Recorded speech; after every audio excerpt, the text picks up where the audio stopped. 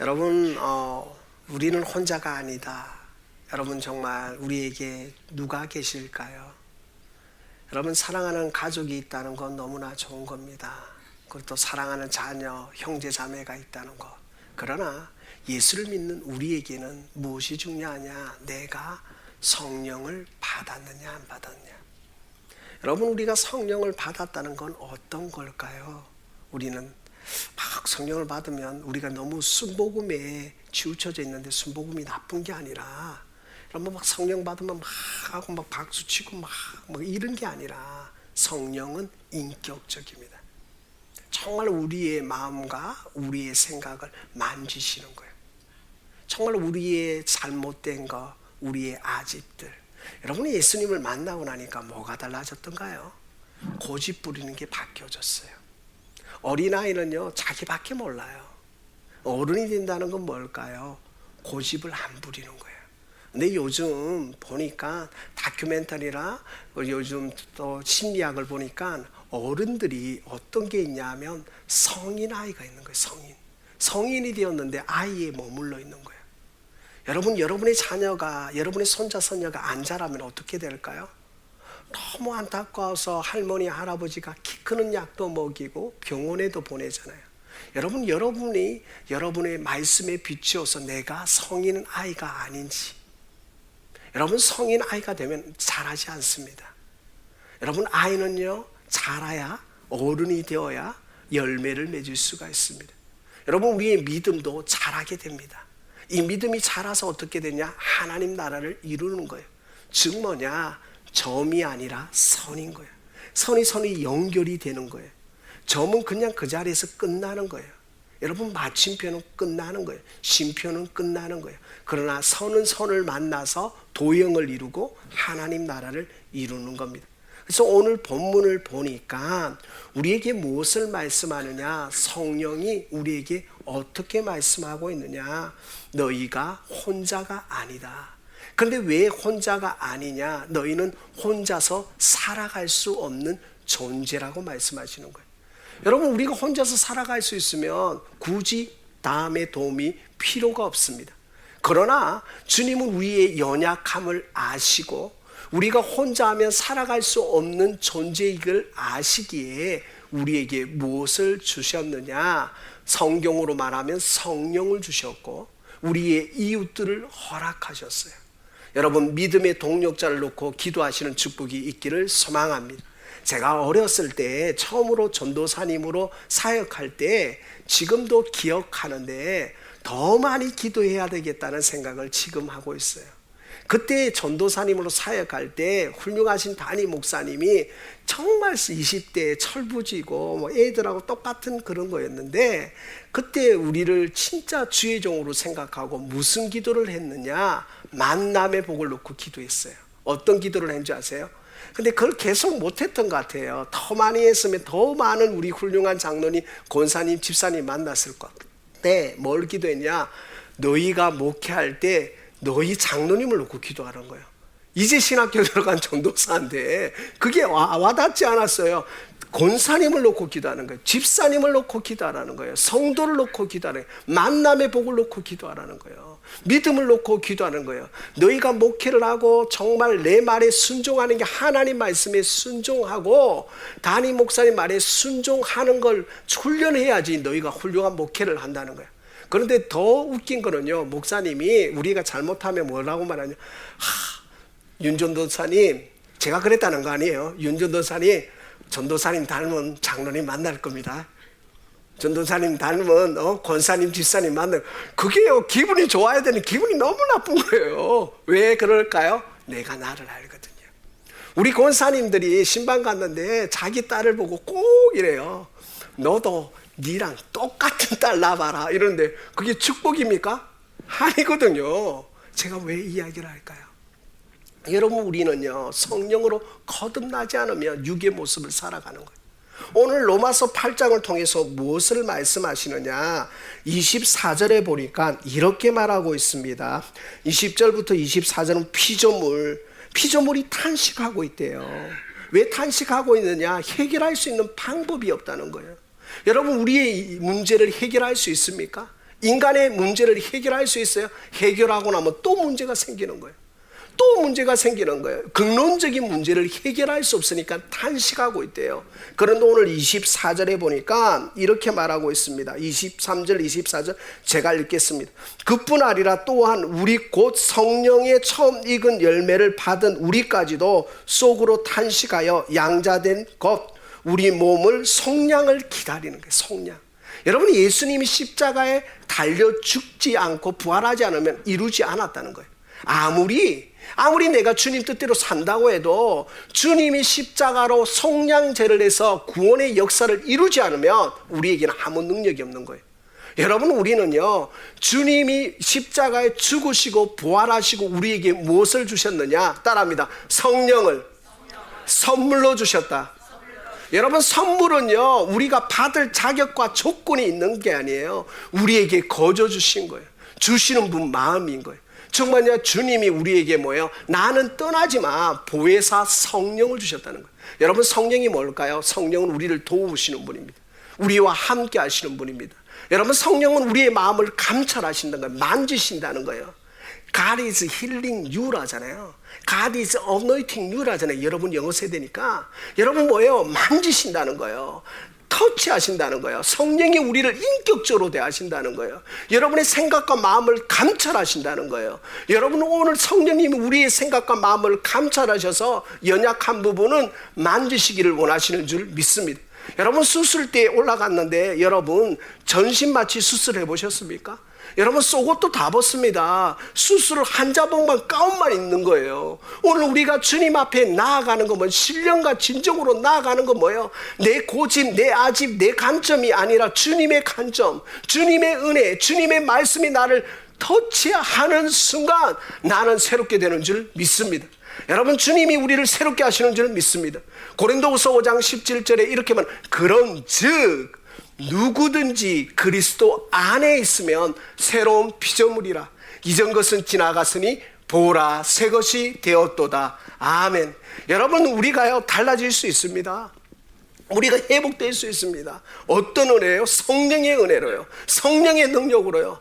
여러분, 세상이 아무리 강팍하고 힘들어도 우리는 세상의 소망을 두는 것이 아니라 하늘의 소망을 두는 줄 믿습니다. 여러분, 예수님이 그랬어요. 내가 너희를 어디로 보낸다고 했는 줄 아세요? 정말 이리 가운데 세상에 보낸다 했어요. 오늘 찬양 광야 같은 세상이라 했잖아요. 여러분, 세상에서 만족과 소망을 얻으시려고 하면 안 됩니다. 세상에서 만족과 소망이 아니라 영원한 하나님을 바라보는 거예요. 세상은 원래 이래요. 세상은 약육과 세상은 상식이 안 통하는 데요.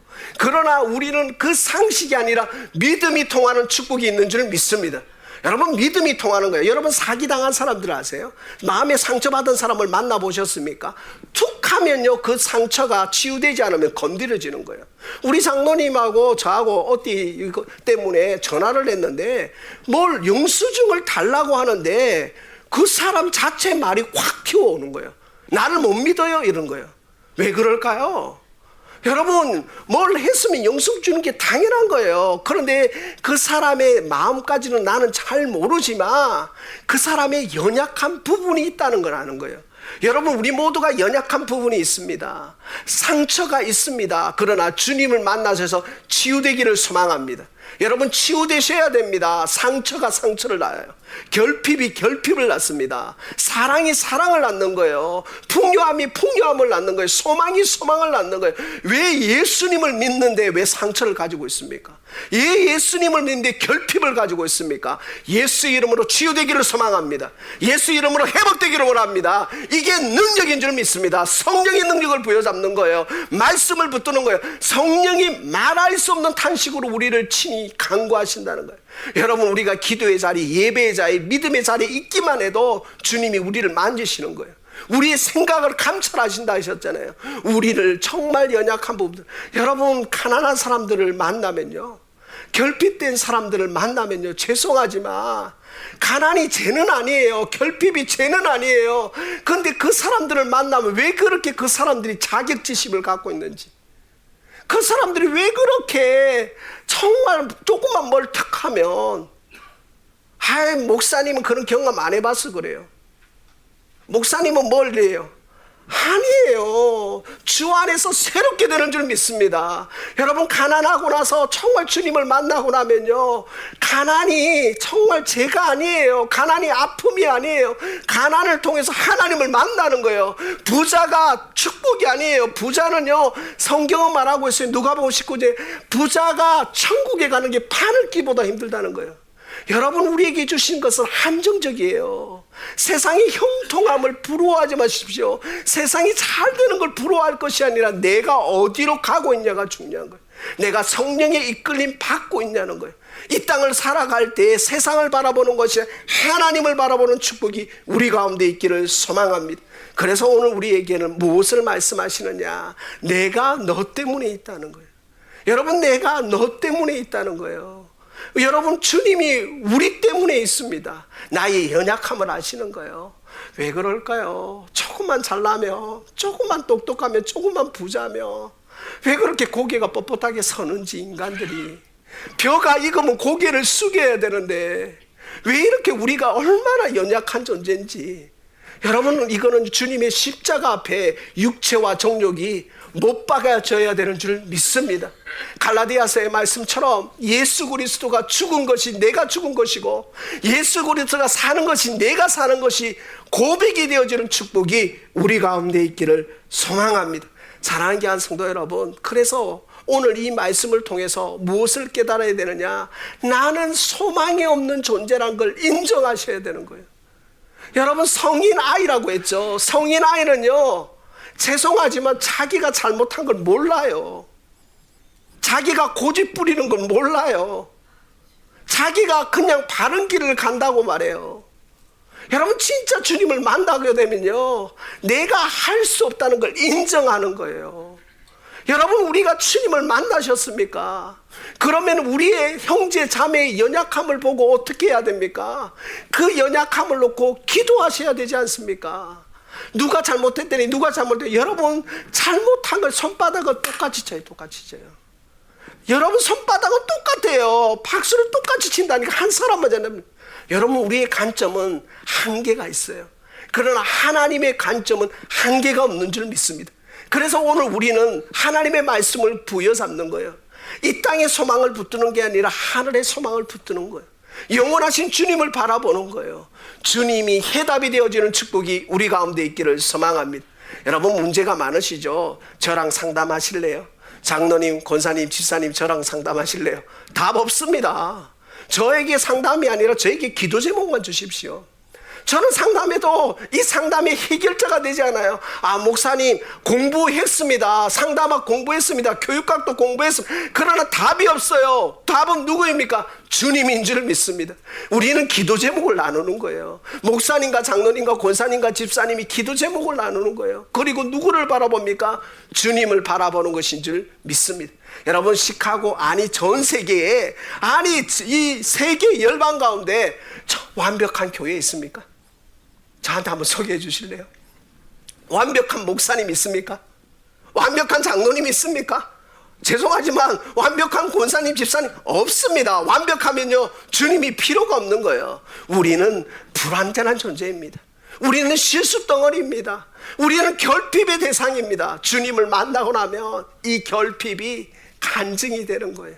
이 결핍이 하나님을 증거하게 되는 거예요. 내가 주님을 만나고 나니까 연약한 지체를 보면서 가슴 아파하는 거예요. 위로하는 거예요. 어린 아이는요, 자기밖에 못 보니까 믿음이 연약한 성도들을 보면서 그 정도도 못해가 아니라, 그래, 그럴 수 있어. 나도 그랬거든.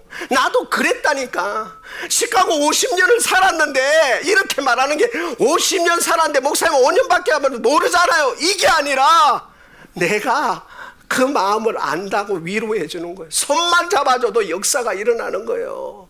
공감만 해도 역사가 일어나는 거예요. 주님이요, 베드로를 찾아가셨거든요. 베드로를 찾아가셔서 주님이 얼마나 요한복음 21장에 어떻게 하셨습니까?